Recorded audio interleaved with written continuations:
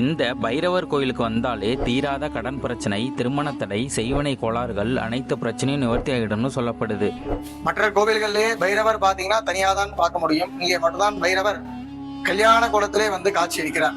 அது மட்டும் இல்லாம வளர்பிறை தேய்பிறை அஷ்டமி தினங்களில் இங்க நடக்கிற யாகத்துல கலந்துகிட்டீங்கன்னா உங்க பிரச்சனையெல்லாம் நிவர்த்தி ஆகிடும்னு சொல்லப்படுது.